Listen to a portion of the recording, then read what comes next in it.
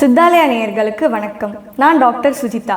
ரொம்ப நாளாக டீடாக்ஸ் பண்ணுறதுக்கான பெஸ்ட் வே எதுன்னு யோசிச்சுட்டு இருக்கீங்களா? சித்த மருத்துவத்தில் அதுக்கான பதில் ரேசனம். ரேசனம்னா ஒன்றும் இல்லைங்க, பேதி மருத்துவத்தை தான் சித்தா மருத்துவத்தில் ரேசனம் அப்படின்னு சொல்லுவாங்க. இப்போ வரக்கூடிய பல பிரச்சனைகளுக்கு, பல நோய்களுக்கு காரணமாக இருக்கிறது நம்ம குடலில் பல நாளாக தங்கிட்டு இருக்க கழிவுகளும் டாக்ஸின்ஸும் தான். நம்ம டெய்லி மோஷன் போகிறது அந்த டாக்ஸின்ஸை எலிமினேட் பண்ணுறதுக்கு போதுமானதாக இல்லை. அதனால தான் சித்தர்கள் என்ன சொல்லியிருக்காங்கன்னா, 6 மாதத்துக்கு ஒரு முறை பேதி மருந்து எடுத்துக்கிறது நம்மளுக்கு நோயை வரவிடாமல் ப்ரிவெண்ட் பண்ணும் அப்படின்றத சொல்லியிருக்காங்க. இப்போ இந்த பேதி மருந்தை நம்ம எப்போ எடுத்துக்கலாம் அப்படின்னு கேட்டிங்கன்னா, அதிகாலையில் வெறும் வயிற்றில் எடுத்துக்கிறது ரொம்பவே நல்லது. முக்கியமாக சித்தர்கள் இதை எந்த காலத்தில் எடுத்துக்கலாம் அப்படின்னு சொல்லியிருக்காங்கன்னா, முதுவேனர் காலம்னு சொல்லக்கூடிய ஆனி ஆடி மாதம், அதாவது ஜூன் ஜூலை மாதங்களில் எடுத்துக்கிறது நல்லது. ஏன்னா அப்போ தான் நம்ம உடல் வன்மை நல்லா இருக்கும். அதனால தான் அந்த காலங்களை சித்தர்கள் சஜஸ்ட் பண்ணியிருக்காங்க. அடுத்தது இந்த பேதி மருந்து சாப்பிடும்போது நம்ம என்னென்ன பின்பற்ற வேண்டியது அப்படின்றத பார்க்கலாம். ஃபஸ்ட்டு இப்போ நம்ம பேதி மருந்தை சாப்பிட்டுட்டோம். அடுத்தது என்ன பண்ணணும்னு கேட்டிங்கன்னா, ஒரு 2 டம்ளர் வெது வெதுப்பான தண்ணியை நம்ம குடிச்சுக்கணும். இப்போ குடித்ததுக்கப்புறம் ஒரு 1லேருந்து 2 மணி நேரம் கழித்து நம்மளுக்கு பேதியாக ஸ்டார்ட் ஆகும். இந்த ஒரு முறை பேதியானதுக்கு அப்புறமும் நம்ம 1 டம்ளர் வெந்நீர், வெது வெதுப்பான வெந்நீர் நம்ம பருகணும். ஏன்னா அந்த டீஹைட்ரேஷன் ஆகாமல் நம்ம பார்த்துக்கணும். அது மட்டும் இல்லாமல் அன்றைக்கி டீஹைட்ரேஷன் ஆகிறனால உடம்பு ரொம்ப சோர்வாக இருக்கக்கூடியதுனால அன்றைக்கி நாள் ஃபுல்லாக நம்ம ரெஸ்ட்டில் இருக்கிறது ரொம்பவே நல்லது. எந்த வேலையும் செய்யக்கூடாது அன்றைக்கி. அடுத்தது நம்ம அன்றைக்கி உணவு முறைன்னு பார்த்துக்கிட்டிங்கன்னா, காலையில் இட்லி சக்கரை தொட்டு அல்லது தயிர் தொட்டு இந்த மாதிரி காலை உணவை எடுத்துக்கலாம்.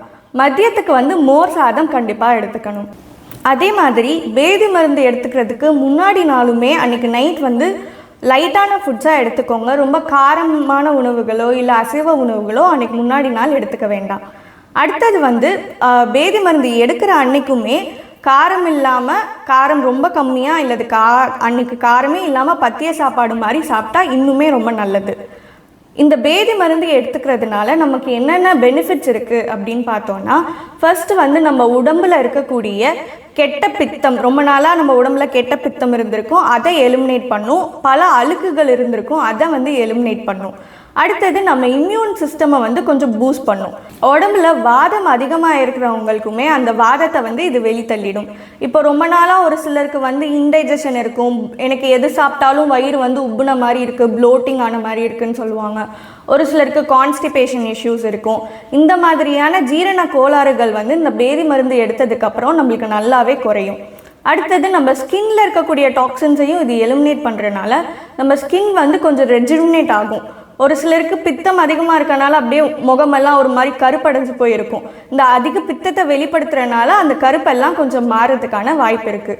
அடுத்த பெனிஃபிட் என்னன்னு பார்த்தோம்னா, நம்ம லிவரில் இருக்கக்கூடிய ஃபேட் அக்யூமுலேஷனை இது ப்ரிவெண்ட் பண்ணும்.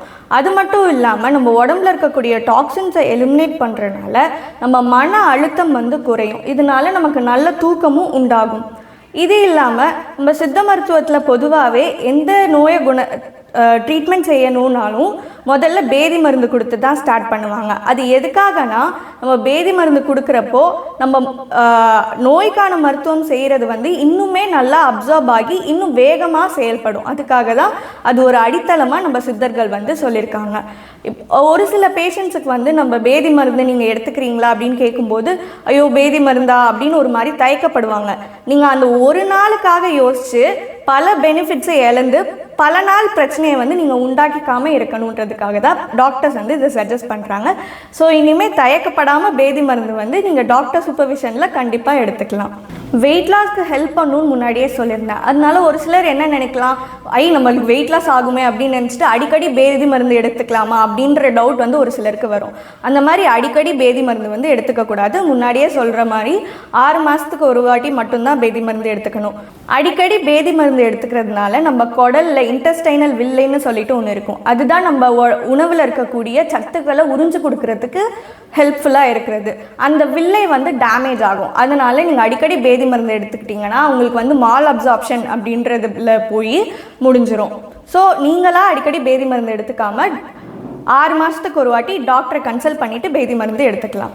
இப்போது யாரெல்லாம் இந்த பேதி மருந்து எடுத்துக்கக்கூடாது, யாரெல்லாம் அவாய்ட் பண்ணணும் அப்படின்னு பார்த்தோன்னா, ப்ரெக்னென்ட் லேடிஸ் கர்ப்பிணி பெண்கள் வந்து அவாய்ட் பண்ணணும். பாலூட்டும் தாய்மார்கள் அவாய்ட் பண்ணணும். அது மட்டும் இல்லாமல் அண்டர் வெயிட்டில் இருப்பாங்க ஒரு சிலர், ஏற்கனவே டீஹைட்ரேட் ஆனவங்க இருப்பாங்க, ஏற்கனவே ரொம்ப வீக்காக இருக்கிறவங்க இருப்பாங்க. அவங்களுக்கெல்லாம் வந்து பேதி மருந்து எடுத்துக்க கூடாது. இது இல்லாமல் வந்து ஐபிஎஸ் அப்படின்னு சொல்லுவாங்க, இரிட்டபிள் பவல் சிண்ட்ரோம். அது வந்து ஒரு சிலருக்கு சாப்பிட்ட உடனே மோஷன் போகிறது, ஒரு நாளைக்கு 5-6 வாட்டி மோஷன் போகிறது, அந்த மாதிரி இருக்கக்கூடிய சிம்டம்ஸ் இருக்கும் அந்த நோயில். அந்த நோய் இருக்கிறவங்க வந்து பேதி மருந்து எடுத்துக்கிறத அவாய்ட் பண்ணிக்கலாம். அடுத்து அடித்தல்னல்னு சொல்லுவாங்க, அதாவது ரெக்டல் ப்ரொலாப்ஸ், அதாவது அந்த குடல் வந்து வெளியே வந்து இருக்கிற மாதிரி இருக்கும். அந்த நோய் உள்ளவங்க வந்து பேதி மருந்தை அவாய்ட் பண்ணிக்கலாம். இப்போது பேதி மருந்து யாரெல்லாம் மெடிக்கல் சூப்பர்விஷனுக்கு கீழே எடுத்துக்கணும் அப்படின்னு பார்த்தீங்கன்னா, ஹார்ட் ப்ராப்ளம் உள்ளவங்களும் கிட்னி ப்ராப்ளம் உள்ளவங்களும் முதியோர்களும் மெடிக்கல் சூப்பர்விஷனுக்கு கீழே எடுத்துக்கலாம். ஏன்னா எலக்ட்ரோலைட் இம்பேலன்ஸ்னால அவங்களுக்கு எந்தவித பாதிப்பும் வராமல் இருக்கிறதுக்காக நம்ம மெடிக்கல் சூப்பர்விஷன் வந்து அவங்களுக்கு அவசியம். அடுத்து இதை யார் வந்து கண்டிப்பாக எடுத்துக்கணும் அப்படின்னு சித்தா மருத்துவர்கள் சஜஸ்ட் பண்ணுவாங்கன்னு பார்த்தீங்கன்னா, வாத நோய், விரேசனத்தால் வாதம் தாழும் அப்படின்னு சொல்லி சித்தர்கள் சொல்லியிருக்காங்க. வாத நோய் இருக்கிறவங்க கண்டிப்பாக பேதி மருந்து எடுத்துக்க ஸ்டார்ட் பண்ணலாம். அடுத்தது வந்து பார்த்தீங்கன்னா, ஸ்கின் டிசீஸ் இருக்கிறவங்களுக்கும் முக்கியமாக பேதி மருந்து எடுத்துட்டு நம்ம மருத்துவம் ஸ்டார்ட் பண்ணுறப்போ நல்லாவே ரிசல்ட்ஸ் இருக்கிறத நம்ம பார்க்குறோம். இப்போது இந்த பேதி மருந்து எடுத்துக்கிறதுனால நம்ம குடலில் இருக்கக்கூடிய நல்ல கிருமிகள்னு சொல்லுவாங்க, குட் கட் பாக்டீரியா அப்படின்னு சொல்லுவாங்க, அதுவுமே அழிஞ்சு போகுமா அப்படின்னு சொல்லிட்டு ஒரு சிலருக்கு கேள்வி இருக்கலாம். அதுக்கு பதில் என்னென்னா, அது அழியறதுக்கு சான்சஸ் இருக்குது. ஏன்னா நம்ம பாடியில் இருக்கக்கூடிய டாக்ஸின்ஸை அது ரேப்பிடாக நம்மளுக்கு வெளியே தள்ளும்போது ஒரு சில நல்ல கிருமிகளும் அழியறதுக்கு வாய்ப்பு இருக்குது. அதை வந்து நம்ம எப்படி ப்ரிவெண்ட் பண்ணலாம், அதுலேருந்து நம்மளை எப்படி திரும்ப அந்த நல்ல பாக்டீரியாவை நம்ம ரீஸ்டோர் பண்ணலாம் அப்படின்னு பார்த்தீங்கன்னா, நம்ம பேதி மருந்து எடுத்துட்டோம், அடுத்த நாள் வந்து காலையில் நல்ல நம்ம டீஹைட்ரேஷனை வந்து நம்ம ரீஹைட்ரேட் பண்ணுறதுக்காக இளநீர் வந்து அடுத்த நாள் குடிக்கலாம். அடுத்தது அன்னைக்கு பேதி மருந்து தான் எடுத்துட்டோமே, இனிமேல் நம்ம நல்லா சாப்பிட்லான்னு சொல்லிட்டு அடுத்த நாளே காரமான உணவு, எண்ணெயில் பொரிச்ச உணவு அந்த மாதிரி எடுத்துக்காமல் ரொம்ப லேசான உணவு, அந்த மாதிரி உணவுகளாக ஈஸியாக செரிக்கிற மாதிரி உணவுகளாக எடுத்துக்கலாம். அடுத்து 2வது நாள் வந்து நம்ம ப்ரீபயோட்டிக் ப்ரோபயோட்டிக்னு சொல்லிட்டு ஒரு சிலர் சொல்லுவாங்க. ஃபஸ்ட்டு இந்த ப்ரீபயோட்டிக்னா என்ன, ப்ரோபயோட்டிக்னா என்ன அப்படின்றத பார்த்துடலாம். ப்ரீபயோட்டிக்னா வந்துட்டு ஒன்றும் இல்லை, நம்ம குடலில் இருக்கக்கூடிய நல்ல புழுக்கள்னு சொன்னோம் பார்த்தீங்களா, அந்த நல்ல புழுக்களுக்கு ஒரு உணவாக இருந்து அதோட வளர்ச்சியை தூண்டுறது தான் வந்து இந்த ப்ரீபயோட்டிக். அது ஒன்றும் இல்லை, இப்போ நம்ம சாப்பிட்ற சாப்பாட்டில் இருக்கக்கூடிய ஃபைபர் கண்டென்ட் அதிகமாக இருக்கக்கூடிய சாப்பாட்டில் இருக்கக்கூடியது. அது மட்டும் இல்லாமல் ரெசிஸ்டன்ட் ஸ்டார்ச்னு சொல்லுவாங்க. இது வந்து அந்த குடலில் இருக்கக்கூடிய புழுக்களுக்கு ஒரு உணவாக மாறி அதோட வளர்ச்சியை தூண்டுது. அதுக்கு உதாரணமான உணவுகள் என்னென்னு பார்த்தோன்னா, சின்ன வெங்காயம், பூண்டு, வாழைப்பழம், ஆப்பிள், இந்த மாதிரி உணவுகள்லாம் வந்து ப்ரீபயோட்டிக் ஃபுட்ஸ் கீழே சொல்லுவாங்க.